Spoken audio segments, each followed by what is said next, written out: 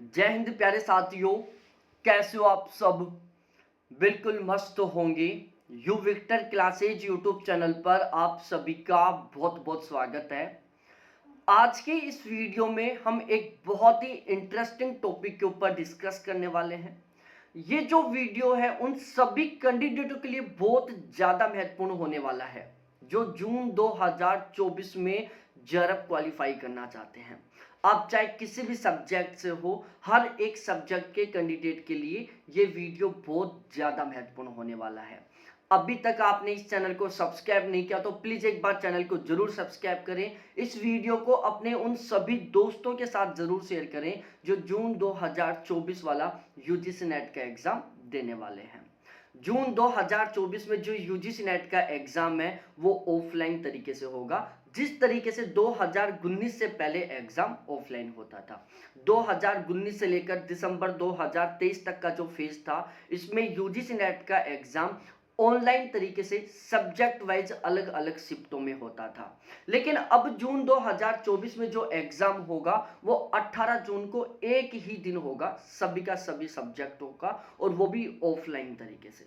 तो आज के इस वीडियो में हम डिस्कस करेंगे कि क्या सच में ऑफलाइन पेपर के कारण नेट जेआरएफ की कट ऑफ बढ़ेगी। एक बहुत ही इंटरेस्टिंग क्वेश्चन है, आपके दिमाग में आया होगा कभी ना कभी कि ऑफलाइन जब पेपर होता है तब कट ऑफ ज़्यादा जाती है या फिर ऑनलाइन पेपर होने पर कट ऑफ ज़्यादा जाती है।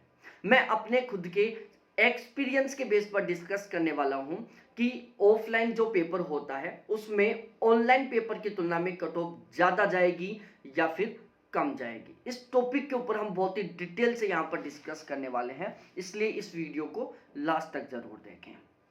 मैं अजय शर्मा, ज्योग्राफी सब्जेक्ट से मेरा लगातार 3 बार जेआरएफ क्वालिफाई है और पिछले 4 साल से मैं इसी प्लेटफॉर्म पर नेट के फर्स्ट पेपर और ज्योग्राफी की तैयारी करवा रहा हूँ। दिसंबर 2023 में जो यूजीसी नेट का एग्जाम हुआ था उसके लिए हमारे इसी प्लेटफॉर्म पर नेट के फर्स्ट पेपर का हमने बैच चलाया था, जिसका रिजल्ट बिल्कुल आपके सामने है। टोटल 11 ऐसे कैंडिडेट थे हमारे बैच में जिनके फर्स्ट पेपर में 86 से ज़्यादा नंबर आए थे, जिनके 86% से ज़्यादा स्कोर था। टोटल हमारे बैच में 200 प्लस ऐसे कैंडिडेट थे जिनके फर्स्ट पेपर में 70% प्लस का स्कोर था। ये हमारे फर्स्ट पेपर का रिजल्ट था, जिसमें कैंडिडेट वाइज आपके सामने है। अदिति शर्मा और हिमेश यादव 2 ऐसे कैंडिडेट थे जिनके फर्स्ट पेपर में 45 क्वेश्चन ठीक हुए थे, 90% का स्कोर था। बिल्कुल इसी तरीके से इसी प्लेटफॉर्म पर हमने ज्योग्राफी का भी एक बैच चलाया था दिसंबर 2023 वाले एग्जाम के लिए, जिसका रिजल्ट बिल्कुल आपके सामने है। दिसंबर 2023 वाले बैच से हमारे इसी प्लेटफॉर्म से टोटल ज्योग्राफी सब्जेक्ट से 41 कैंडिडेटों का जेआरएफ क्वालिफाई हुआ था, और उन 41 कैंडिडेटों में से 22 ऐसे कैंडिडेट थे जिनके ज्योग्राफी में 75% प्लस का स्कोर था। हमारे इस प्लेटफॉर्म से अब तक पिछले 4 साल में ज्योग्राफी सब्जेक्ट से 160 प्लस कैंडिडेटों का जेआरएफ क्वालिफाई हो चुका है और 830 प्लस कैंडिडेटों का नेट क्वालिफाई हो चुका है। तो अब हम बिल्कुल इसी तरीके से जेआरएफ के सपने को पूरा करने के लिए जून 2024 में जो एग्जाम होने वाला है उसके लिए यहाँ पर हमने एक फुल बैच की शुरुआत की थी, जो कि हमारा दिसंबर जनवरी से चल रहा था। अब हमारे पास मात्र 50 दिन का समय बचा हुआ है। 50 दिन में हम बिल्कुल डिटेल से पढ़कर कंप्लीट सिलेबस को बहुत अच्छे तरीके से तैयार नहीं कर सकते, तो हमने मात्र 50 दिन में ज्योग्राफी सब्जेक्ट से जेआरएफ क्वालिफाई करने के लिए हमने ज्योग्राफी सब्जेक्ट का एक क्रैश कोर्स शुरू किया है। और इस क्रैश कोर्स का टारगेट है कि हमें मात्र 50 दिन की तैयारी से ज्योग्राफी सब्जेक्ट में बहुत ही गजब के मार्क्स के साथ जेआरएफ क्वालिफाई करना है। ये जो ज्योग्राफी का क्रैश कोर्स है, इसका टारगेट है कि हमें हर हाल में जेआरएफ क्वालिफाई करना है, वो भी बहुत गजब के मार्क्स के साथ। इस क्रैश कोर्स में हम आपको वो सब कुछ बहुत ही बेहतरीन तरीके से कवर करवाएंगे जिसके बेस पर आप जेआरएफ क्वालिफाई कर सकते हो। यहाँ पर हम ज्योग्राफी के वेरी वेरी इंपॉर्टेंट टॉपिकों को बिल्कुल बेसिक से एडवांस लेवल तक पढ़ेंगे। फिलहाल के पेपर पैटर्न, फिलहाल के पेपर लेवल के अकॉर्डिंग पढ़ेंगे, ताकि हम कम समय में बहुत ही गजब का स्कोर कर सके।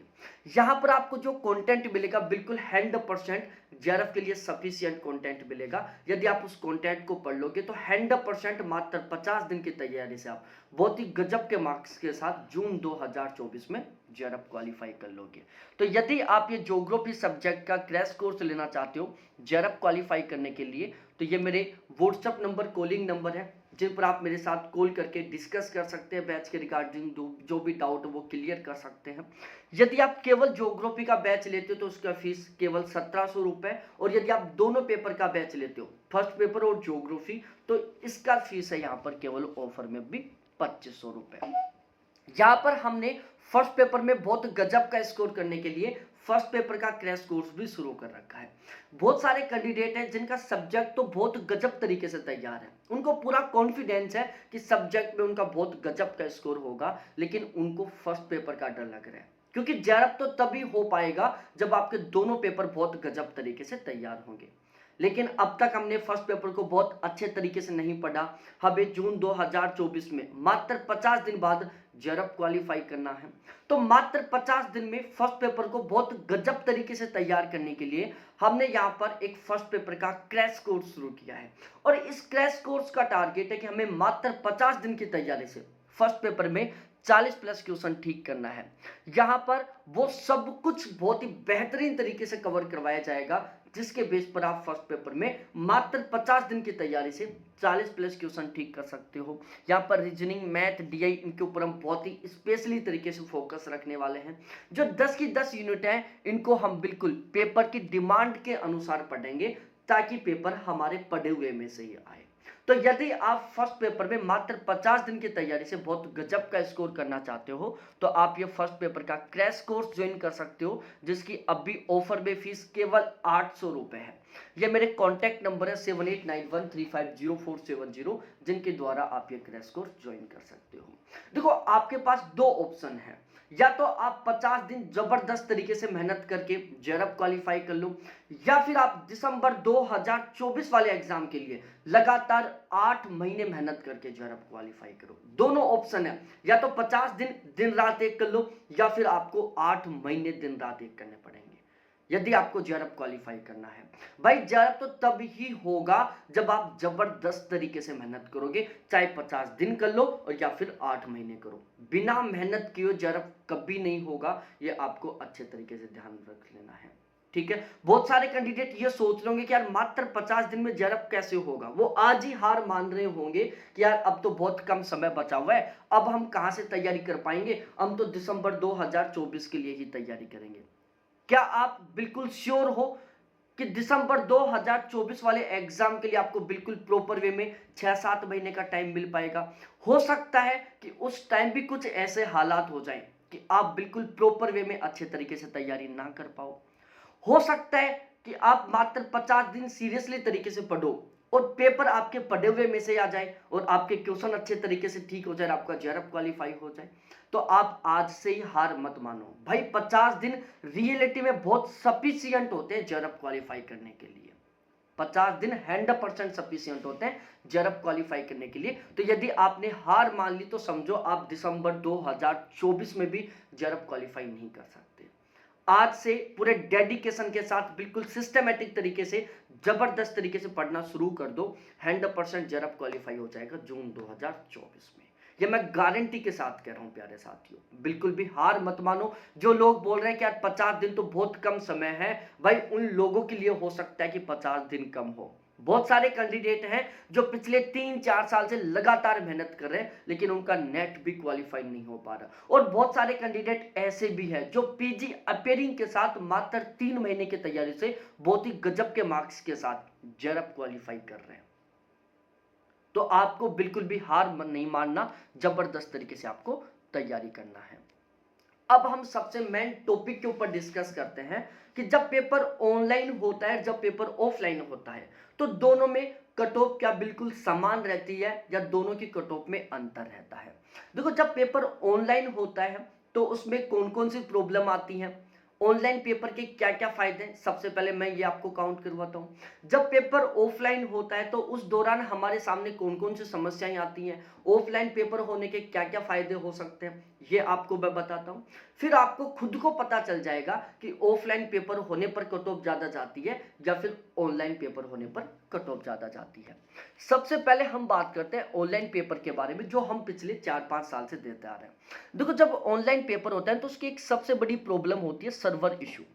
ठीक है, बहुत सारे कैंडिडेट जब एग्जाम देकर सेंटर से बाहर आते हैं फिर वो बताते हैं कि सर बीच में हमारा जो सर्वर था वो 5 मिनट के लिए बंद हो गया था, बीच में हमारा सर्वर काम करना बंद कर दिया था।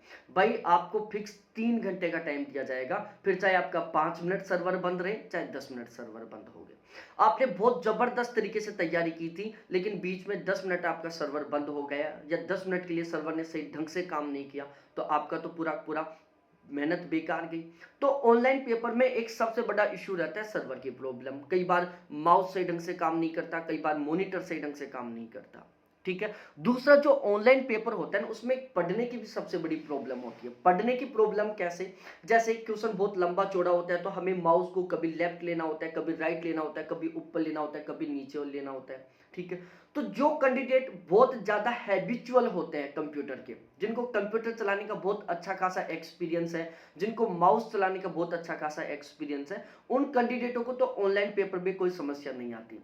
लेकिन जो कैंडिडेट ऑनलाइन पेपर नहीं दिए हुए हैं, जिनको कंप्यूटर बहुत अच्छे तरीके से चलाना नहीं आता, जिनको माउस बहुत अच्छे तरीके से चलाना नहीं आता, उन लोगों को ऑनलाइन पेपर में बहुत बड़ी समस्या आती है। उनका सही ढंग से माउस नहीं चल पाता, वो कभी लेफ्ट लेते हैं तो कभी राइट में हो जाता है, कभी ऊपर हो जाता है, कभी नीचे आ जाता है। तो ऑलमोस्ट ऑनलाइन पेपर में पढ़ने में भी समस्या होती है। दूसरा, तीसरा पॉइंट क्या है कि ऑनलाइन पेपर में आप निशान लगा लगा कर नहीं पढ़ सकते। ठीक है, आपके डिस्प्ले पर क्वेश्चन रहेगा, केवल आपको वहीं पर पढ़ना होगा, आप उसमें किसी तरीके से मार्क नहीं कर सकते, निशान नहीं लगा सकते।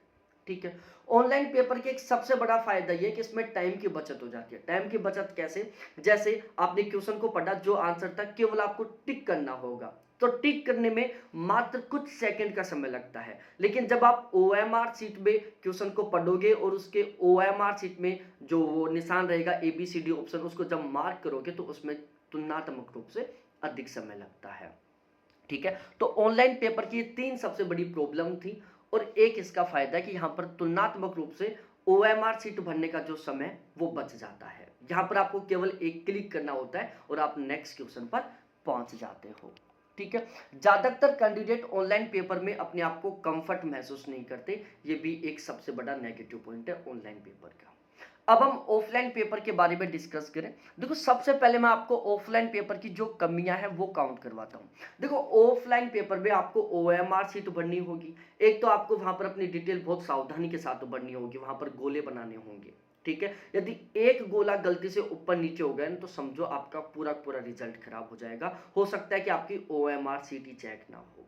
ठीक है, ओएमआर शीट पर यदि आप एग्जाम देते हो तो उन गोलों को भरने में आपको एक्स्ट्रा टाइम देना होता है। ठीक है, क्योंकि वो जो गोले भरेंगे उनको आपको बहुत ही सावधानी के साथ भरना होगा।